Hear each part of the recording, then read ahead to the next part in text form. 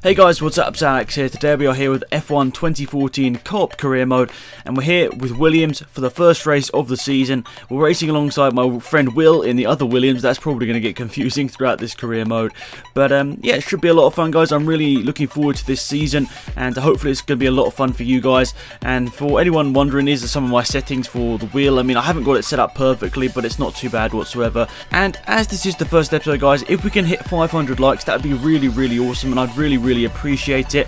And yeah, so here we are, the first race of the season here in Australia, and there isn't any game sound because obviously we were talking on Skype. We didn't really want to do like a live commentary just because it probably wouldn't have been that exciting, so hopefully you guys understand that. And yeah, but it might be some music or something, but just unfortunately no game sound. I don't know really how to record it on PC. It's all really confusing. But basically the story of our qualifying, well, my wheel wasn't plugged in properly, so I crashed out at turn 1 in qualifying, because that wasn't too great.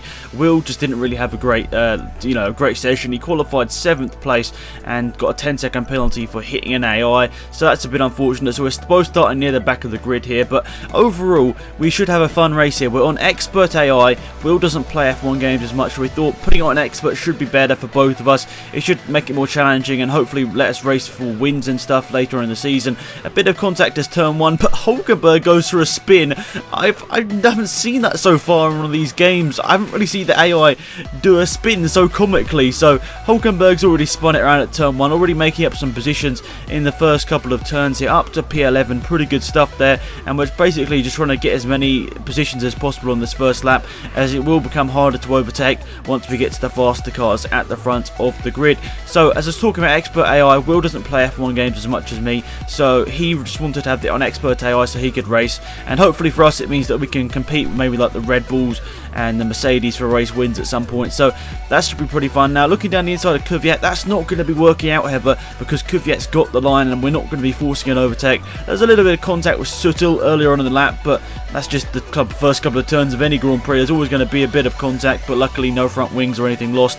Kvyat doing a very good job here of defending. Obviously Kvyat has been a revelation in real life. He's been absolutely amazing, and obviously he gets that Red Bull seat to replace Vettel next season, which would be very interesting. But we dive down the inside of Kvyat. He hasn't got the fastest car in a straight line, so getting that move done wasn't too hard whatsoever.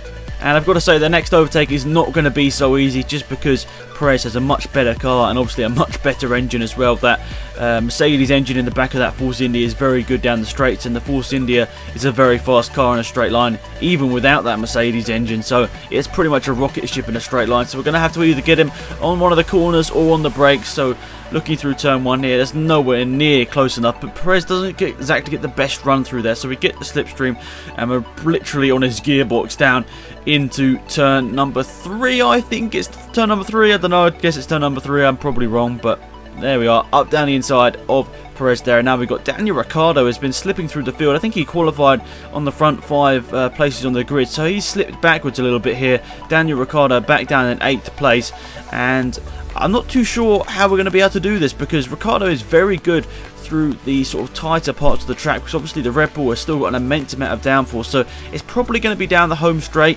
but no, it's not. We're going to make it even easier for ourselves and just throw it up the inside of Ricciardo. Ricciardo doesn't put up a fight whatsoever, so as soon as they said it's going to be hard to overtake him, we go and put no overtake on him. So that was yeah, that wasn't actually meant to happen. I can't even remember when I actually overtook Ricciardo there, so yeah, that's just you know, lucky. So anyway, now we've got Magnussen in front of us, who was actually really fast in this race. Not gonna lie, guys, he got one of the fastest lap times, which was kind of crazy considering he's in a McLaren, which you would have thought would have been getting faster lap times than a Mercedes, but he did get some really good lap times in.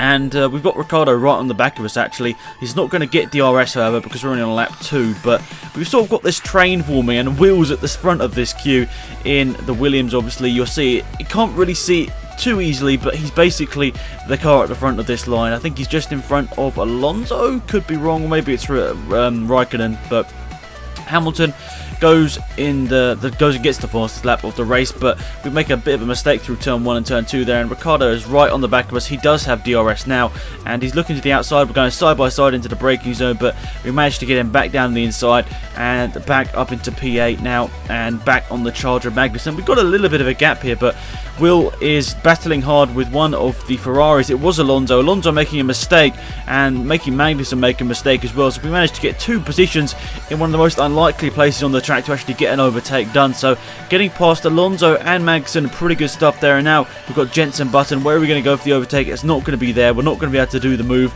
we did on Danny Ricciardo. And now we're just going to get to the slipstream of Button here. Can we get the overtake done? Obviously we don't have KERS or anything that's automatically done in F1 2014. Obviously it's all complicated, but we managed to force our way down the inside of Button there and managed to make the move stick. And Button puts his car on the sort of apex of the corner and just drops backwards, so that's unfortunate for him. Skip ahead to lap number 7. Magnussen's made his way up into P4. A couple of cars have pitted, obviously, so I think Vettel and Hamilton have come into the pits, and that means that Rosberg, I think, is leading this race, and obviously Will and Rosberg were pitting at this lap, and we've actually going 8 laps on these tyres is kind of a little bit over the top in my opinion. The team put me on a weird strategy here. I just didn't change what they were wanting to do. So basically trying to go 8 laps on these tyres wasn't the funnest thing in the world, especially this 7th and 8th lap were not fun whatsoever. The tyres were just going off, and completing over half race distance on the softer tyres out of the 2 was not exactly ideal. So we're just going to have to sort of manage this lap here, try not make any big silly mistakes, but it's obviously going to be more likely because we're just running out of grip all over the place here. But Perez and Raikkonen actually both sort of committing to the same strategy as me. Not too short tyres there, and I'm assuming they're still on the same tyres as me, the soft yellow sidewall tyres, but I can't actually remember, so I can't confirm what tyres they're exactly on. But we're leading the race, didn't exactly expect that, starting down in P22, but yeah, not too bad whatsoever. I think our race pace has been pretty good here, but here comes sort of my big sort of mistake of the race here, sliding all over the place. My tyres are just completely gone here, and I was lucky there not to hit a wall or anything. That would have been bad, because I don't want to be losing any part of my front wing, you know, wasting even more time in the pit stops whilst they change the front wing. So luckily I didn't hit a wall or anything there, and thankfully I came out of that unscathed with no damage, just a little bit of grass on our tyres. But you can see we're 1.2 seconds down on our lap time from before, and it's really going to be unlikely we're going to get out in front of Will in this pit stop, and I don't even know, maybe some people behind us might even jump us. I'm not too sure what's going to be happening, but we're going to be definitely coming to the pits this lap. The car is all over the place, so it's really hard to just even get it into the pit lane here, but we finally do manage that. And we're just going to put it into the lean fuel mixture here to just save a tiny bit of fuel. It's only going to be very, very minimal amount of fuel we save here, but you know, every little counts. Just to steal a Tesco's advert.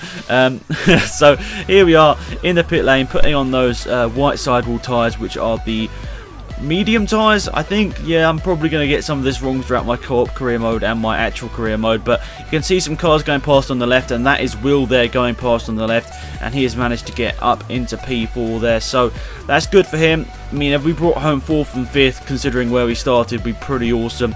Skipping ahead a couple of laps, we're putting in some really good lap times here. We're going purple in the second sector here on lap number 10, and we're visibly closing the gap to Will here.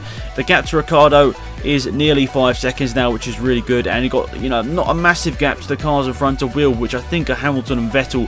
Rosberg managed to jump them both actually in the pits, so interesting strategy from Rosberg, going an extra lap but actually managing to jump both Vettel and also Hamilton, who were in front of him in the first stint. But Will is all over the place. We get the DRS as well, and I think this could even be the fastest lap of the race here. Yes, it is. It's going to be a 29.988. The time comes up straight away in purple at the top of the screen. Will all over the place, couldn't see what I'm doing here. Will's all over the place as well, and we put the DRS on, we're sliding, and as we literally pressed the DRS button, we slid out the corner and we nearly hit the wall on the left hand side, so that was a bit risky there.